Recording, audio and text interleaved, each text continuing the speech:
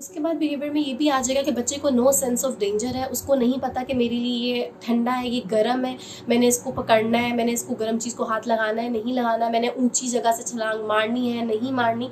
तो ये चीज़ें भी बड़ी नोटिसेबल होती हैं कि बच्चे को हमें नोटिस करना चाहिए कि उसका क्या बिहेवियर जा रहा है, कि उसे अपनी सेफ्टी के बारे में आइडिया है या नहीं है।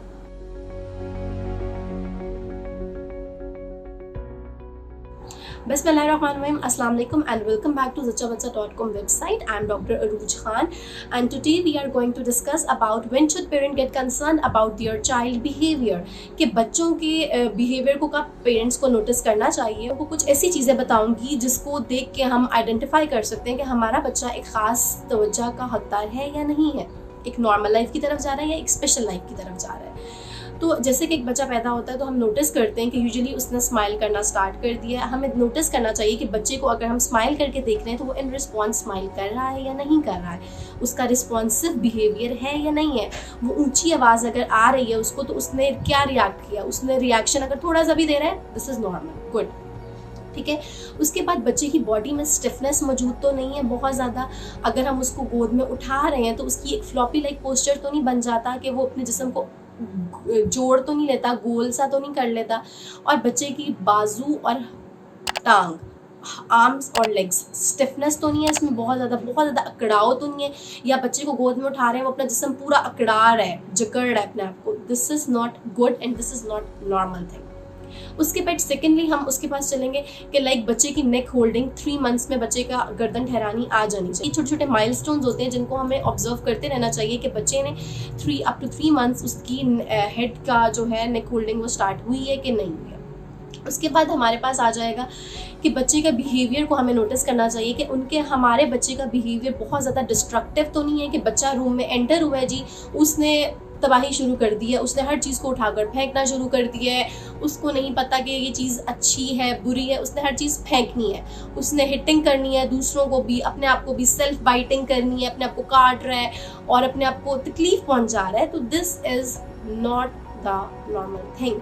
नॉर्मल बच्चे भी होते हैं, वो भी मारते हैं, पर हमें अगर कोई भी ज़्यादा बच्चा अगर बहुत ज़्यादा एक्सेसिव क्वांटिटी पे कर रहा है इस चीज़ को, तो हमें उस चीज़ को नोटिस कर लेना चाहिए। फॉर द सेफ साइड हमें डॉक्टर को कंसल्ट कर लेना चाहिए। उसके बाद बिहेवियर में ये भी आ जाएगा कि बच्चे को नो सेंस ऑफ डेंजर है, उसको नहीं पता कि मेरे लिए ये ठंडा है, ये गर्म है, मैंने इसको पकड़ना है, मैंने इसको गर्म चीज़ को हाथ लगाना है, नहीं लगाना, मैंने ऊंची जगह से छलांग मारनी है, नहीं मारनी। तो ये चीज़ें भी बड़ी नोटिसेबल होती हैं कि बच्चे को हमें नोटिस करना चाहिए कि उसका क्या बिहेवियर जा रहा है, कि उसे अपनी सेफ्टी के बारे में आइडिया है या नहीं है। उसके बाद ये होगा कि अगर हम देखेंगे हमारे बच्चे की तरफ कोई सेंसरी इशू तो नहीं आ रहा, तो हम उस चीज़ को कैसे नोटिस करेंगे कि बच्चा हर चीज़ उठाएगा मुंह में डालना शुरू कर देगा, अपने नेल्स नहीं कटवा रहा, नेल्स कटवाते हुए बहुत ज़्यादा रो रहा है, बाल कटवा रहा है बहुत ज़्यादा रो रहा है। तो ये चीज़ें हमें नोटिस करते रहना चाहिए। या बच्चे को कोई ख़ास टेक्सचर के कपड़े पसंद होंगे कि जी मम्मा मैंने यही कपड़े पहनने, मैंने वो कपड़े नहीं पहनने। या फिर उसको कोई एक स्पेसिफिक फूड पसंद होगी कि मैंने बस यही फूड खाना है, वो एक सिलेक्टिव फूड की तरफ चला जाएगा कि मैंने इसके अलावा मैंने कोई खाना ही नहीं है।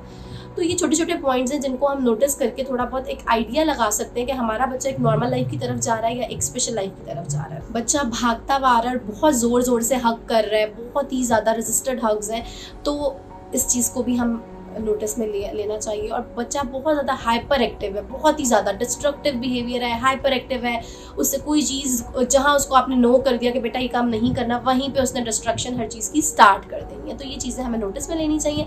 लास्ट एंड द लीस्ट हम जाएंगे स्पीच थेरेपी की तरफ कि बच्चे का बाय 1 ईयर 1 साल तक बच्चे को मामा, डैडी, अल्लाह, दादा, दादी, समथिंग इस तरह का कोई वर्ड लाजमी बच्चे की आ जाना चाहिए। तो हम लोग यूजुअली क्या करते हैं कि जी हमारी फैमिली में होता था कि बच्चा, इसके अब्बू 5 साल की उम्र में बोले थे, इसके अम्मी 4 साल में बोली थी, तो ये एक नॉर्मल चीज़ है। नहीं, हमें इस चीज़ को नोटिस कर लेना चाहिए। फॉर द सेफ साइड हमें डॉक्टर को कंसल्ट कर लेना चाहिए कि हमारा बच्चा कोई ऐसी तरफ तो नहीं जा रहा कि उसको खास तवज्जो की ज़रूरत है या कोई थेरेपी की ज़रूरत है।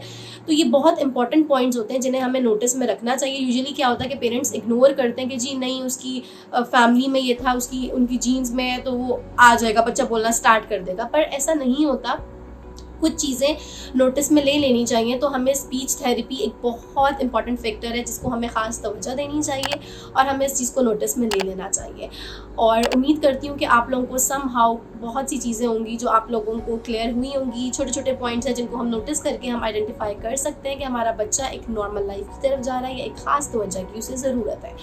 और इन सब चीज़ों का हल है, इन सब चीज़ों के लिए एक थेरेपीज़, डिफरेंट थेरेपीज़ मौजूद है, physiotherapy, occupational therapy, speech therapy.